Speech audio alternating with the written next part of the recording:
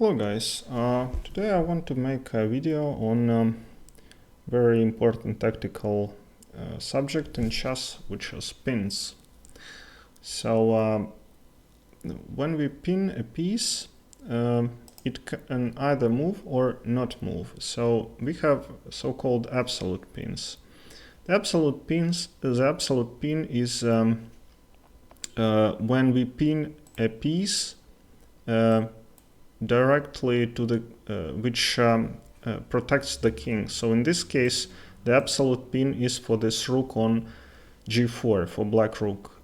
If we make some kind of move for white here, so we cannot move this piece because it will give check to this rook. So it's impossible. So this is an absolute pin. So in every position, there are some hidden tactical resources.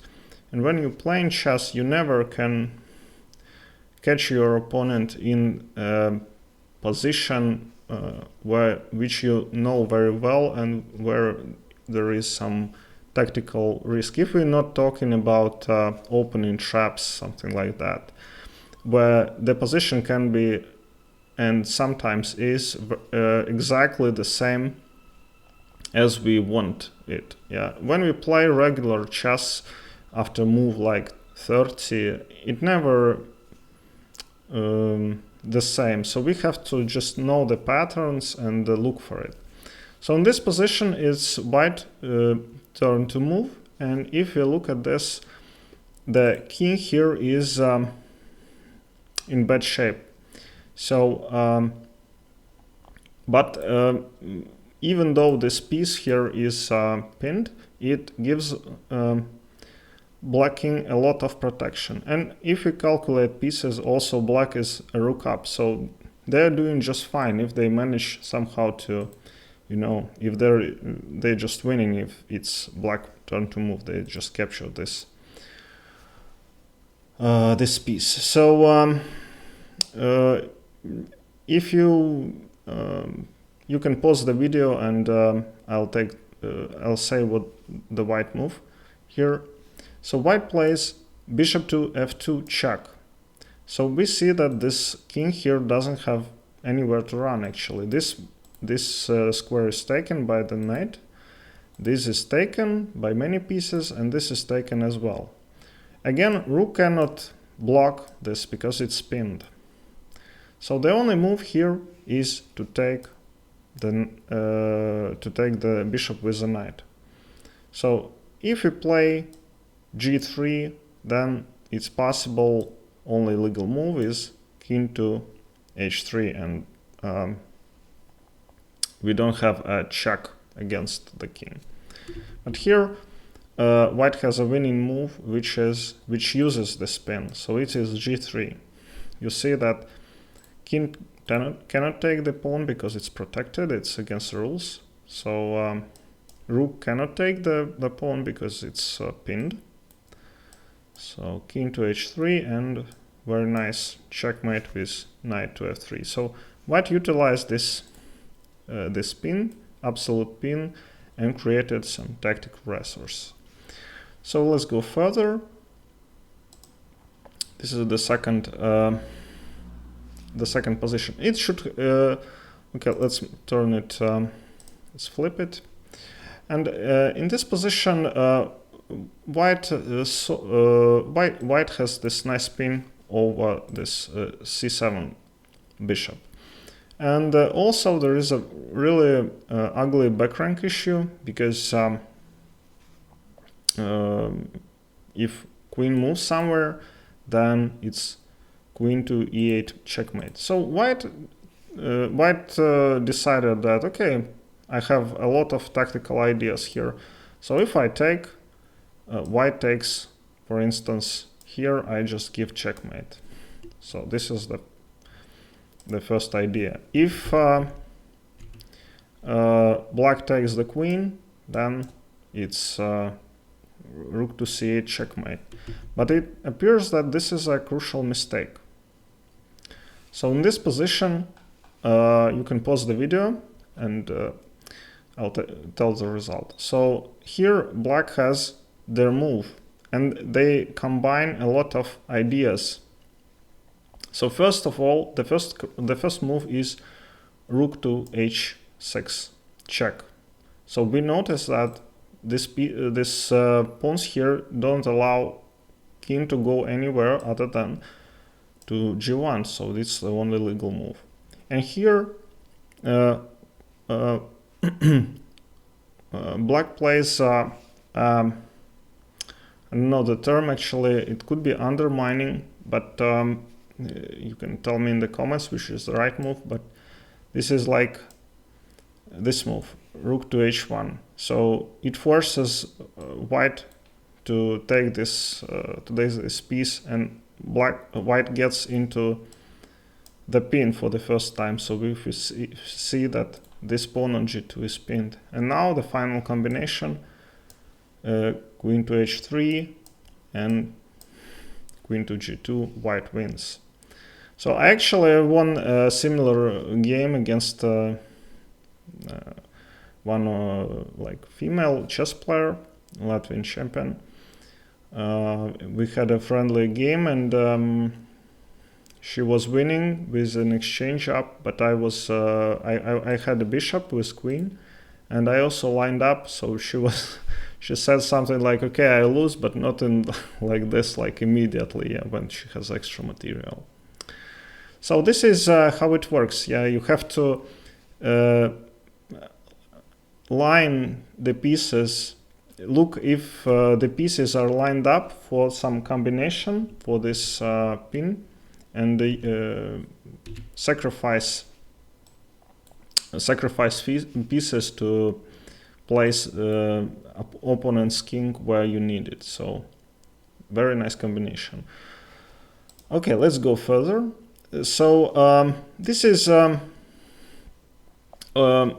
also a position for this sacrifice. So we see here there are no pins here. So black just wants to exchange the queens, and the position white is better, but black has passed pawn. So what is the motive if you saw the previous game? The motive is to pin this knight. So the first move is rook to b8 check. There is only one legal move. There are two legal moves. I'm sorry, to take king b8 and king c7, but king c7 doesn't make any sense. So black takes the rook, and in this position, comparing to previous move, this knight here appears to be pinned, but it is pinned absolutely, so it can't move anywhere. And white plays queen takes g4. So we cannot take the queen because this bishop is pinned. So very nice combination. And also, so when you see that, that's why actually black played, had his king on c8. So you just don't want to step into this pin. Yeah, if black previously had a choice between c7 or b8 or c8 or b7, so they probably took into account that bishop here will pin them, and that is why you just use this imagination, your tactical knowledge to sacrifice piece to place your opponent's king where you want it. So okay, let's go further. This is a position.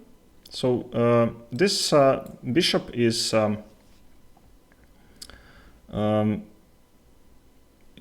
at some point is pinned. So if it's white obviously cannot move this bishop, and black thought that well, I think I want to exchange all the pieces on e3 and develop my queen. So they played queen to b6. they're threatening the bishop on e3 because it's only protected once, and if white plays something like queen to f2, then it can be exchanged. Then again, this queen here looks great. It pins also the queen, so all these pieces are pinned, and most likely there will be exchange of queens later on in the game. But it's white turn to move. Black also thought about the following, that if they play bishop takes, then takes, and if queen pins the knight, then, for instance, knight to a4, and there's an inevitable exchange of queens. And black is doing okay. I think black is somewhat better. So what did white do in this position? The correct move is knight takes c5. So queen cannot take because they will lose the queen, so they take with the knight. And here you see that there is pin. It's not an absolute pin, it's a relative pin, but very nice one. So just queen to f2, pinning this knight, and if knight moves, then loses a queen, and most likely that something like this will happen, and white is piece up. Okay, so apart from this diagonal pins, there are cross pins. I didn't find a correct term in English, so I just say that these are cross pins. So in this position, white has extra piece, but it's black's turn to move. Of course, black's king is not the safest. If white plays queen to f8, then it's most likely will be mate. But in tactical position, of course, you have to know which move is it. So black plays rook to b2 check. We see that whatever we play with the king, it's going to be mate. So let's say here it's mate in 2. If king goes to g1, then it's mate in 2 otherwise. So the best is to block with the only move basically to block with the rook here. So what is black's turn to move? All right, so the right move is queen d1. Interesting. Like because of this absolute pin, we cannot take the queen, so the engine won't allow me. And if white takes the spinning rook, so just white loses a queen because of this move. And if white counterattacks, then it's again mate in a couple of moves. Something like this. Yeah. Okay, so it's like black just has a mating attack against the white king. All right, let's go further, and this position from some open game, and we see that black is using lots of pins here.